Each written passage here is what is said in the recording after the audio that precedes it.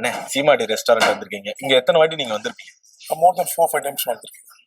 4-5 வாட்டி வந்திருக்கீங்க. இந்த இடத்துல என்ன ஸ்பெஷல்? மத்த இடத்துல சாப்பிடுறதுக்கும் இங்க இருக்கிறதுக்கு என்ன ஸ்பெஷல்? இந்த நங்கநல்லூர்ல இந்த மல்டி குசின் ரெஸ்டாரண்ட் கிடையாது. ஃபுல்லா எல்லாம் வெஜிடேரியன் தான்.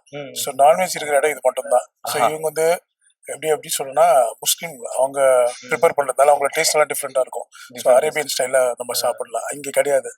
நங்கநல்லூர்ல இந்த மாதிரி ஒரு நான்வெஜ் ரெஸ்டாரண்ட் கிடையாது. ஸோ அதனால தான் நான் இங்க விரும்பி வரேன். ஓகே, இந்த ரெஸ்டாரண்ட்ல உங்களுக்கு என்ன ஸ்பெஷல்னு நினைக்கிறீங்க?